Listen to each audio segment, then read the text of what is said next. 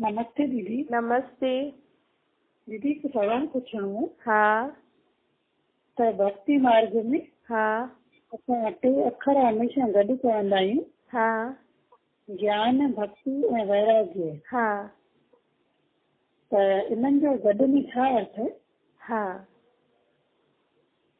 ॾिसो, ये जेका टे अक्षर पाण चईंदा आहियूं न, भक्ति मार्ग में पाण बि ॾाढा ॿुधा आहिनि, लेकिन हाणे असांखे हिन जो यथार्थ अर्थ परमात्मा बाप ॿुधाए अथई कि जॾहिं मनुष्य आत्मा भक्ति कंदे कंदे बि थकिजी पईंदी आहे न, भक्ति बि माण्हुनि खे अॼुकल्ह थकाए थी। छो थी थकाए?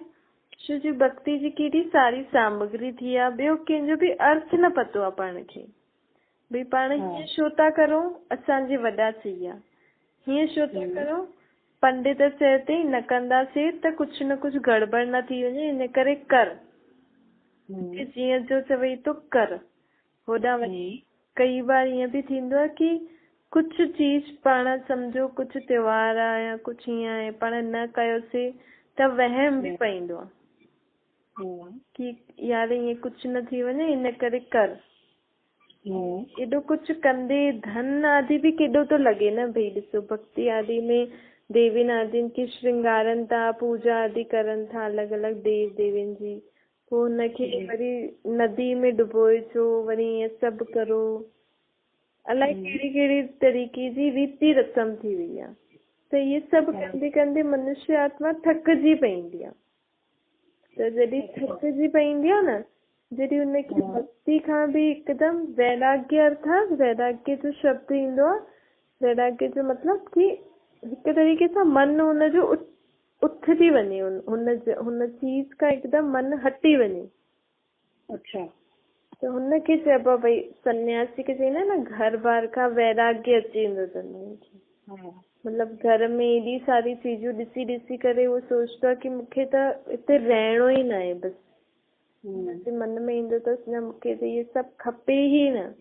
ईअं जॾहिं तव्हांजी हालत थींदी आहे न कि मूंखे त हाणे इहे सभु भक्ति आदि करणी ई न आहे, हिकदमि मुंहिंजो त मन हिकदमि उथी वियो आहे, छा था करूं, अलाए छा छा। छो जी अहिड़ी अहिड़ी चीजूं कंदा आहिनि न, कोई कोई आत्मा त सम्झदी आहे कि मां इहे ग़लति करां थी, भई देवी देवताउनि खे सजाए करे पोइ हुनखे मां डुबोए थी अचां, हुनखे मन में लॻंदो अथसि कि मां इहे ग़लति करां थी, लेकिन जेके अॼु जा रीति रस्म ऐं जेका बि नियम आदि ठाहे रखिया अथनि, मजबूरी में हुनखे करिणो पईंदो अथसि। त अहिड़ी अहिड़ी भक्ति में जॾहिं ॻाल्हियूं ईंदियूं आहिनि, जॾहिं मनुष्य आत्मा जो मन हिकदमि उथजी वेंदो आहे, मतिलबु हुन मां हटी वेंदो आहे, त हुनखे वैराग्य जी स्टेज चईंदा आहिनि। त हुन समय पाण खे ज्ञान मिलंदो आहे। अच्छा, कहिड़ो ज्ञान मिलंदो आहे? आत्मा जो, परमात्मा जो, सृष्टि चक्कर जो। त इहो ज्ञान केरु ॾींदो आहे? निराकार परमात्मा। त परमात्मा हिन सृष्टि ते कॾहिं ईंदा आहिनि? जॾहिं मनुष्य आत्मा भक्ति करे करे थकिजी पईंदी आहे न हिकदमि, ऐं हुनजो मन हिकदमि हुन भक्ति मां बि ख़तम थी वेंदो अथसि कि मूंखे भक्ति बि न करणी आहे, मूंखे त बसि हाणे तव्हां सां मिलणो ई आहे, मूंखे त भॻवान जे बारे में सम्झणो आहे, इहे सभु मूंखे न करिणो आहे। तॾहिं हुनखे भॻवानु अची करे ज्ञान ॾींदो अथसि कि तूं केरु आहे, तुंहिंजो पीउ केरु थी, तूं सृष्टि चक्कर में कीअं आहे, हाणे तूं एॾो दुखी छो आहे, तूं एॾी भक्ति आदि में छा छा कंदो आहे, पूरी समझ ॾींदो अथसि हुनखे। त हिनखे चइबो आहे ज्ञान। त पहिरियों पहिरियों मनुष्य आत्मा खे ज्ञान मिलियो त हुन सां हुनजो जीवन सुख शांति में हुयो। सत्युग त्रेता 2 युग ॾाढा सुख शांति में पंहिंजो जीवन बिताई के मनुष्य आत्मा।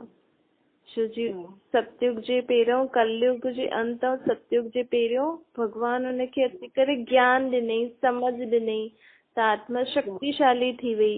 त हुन 2 युग पूरा सुख शांति सां बिताई। पोइ द्वापर युग खां आत्मा खे दुख शुरू थी वियो, त पोइ हुन भक्ति अर्थात भॻवान खे सॾु कई, लेकिन उन समय वो सिर्फ़ निराकार परमात्मा जो लिंग ठाहे करे ही हुनखे यादि कंदी हुई, हुनखे सॾु कंदी हुई। परंतु धीरे धीरे जीअं जीअं भक्ति जा बि विस्तार थींदो वियो, जी मूर्ति ठाहे करे पूजा करण, तत्वनि जी यज्ञ आदि ऐं के जेका बि ॿिया भक्ति जा अॼुकल्ह पाण ॾिसूं था रूप रंग, कीर्तन आदि करण, सत्संग आदि और ये सभु करण, त वैरायटी टाइप ऑफ भक्ति बि थी वई आहे न अॼुकल्ह। त जॾहिं अहिड़ी हालत थी वेंदी आहे भक्ति जी बि अहिड़ी समूह प्रधान स्टेज थी वेंदी आहे। भई परमात्मा चवंदा आहिनि भक्ति बि पहिरियों सतो प्रधान हुई, अर्थात हिक जी भक्ति कंदा हुया। हाणे त सभिनि जी जिथां जेके सुख थो मिले उनजी भक्ति था करनि। त मनुष्य करे करे जॾहिं थकिजी पवंदो आहे न भक्ति कंदे कंदे बि, भॻवान खे बि अलॻि अलॻि रूप में सॾु कंदे कंदे, तॾहिं जॾहिं हुनजे मन हिकदमि सभ में हटी वेंदो अथसि त हुनखे परमात्मा पंहिंजी पहचान ॾींदो आहे, हुनखे हुनजी भक्ति जो फल ॾींदो आहे, उहो थींदो आहे ज्ञान।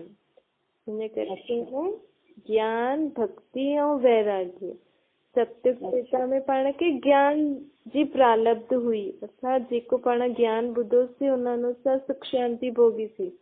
पोइ द्वापर कलयुग में पाण भक्ति कईसीं, तो कलयुग अंत में भक्ति खां वैराग्य आयो, पोइ पाण खे ज्ञान मिलियो।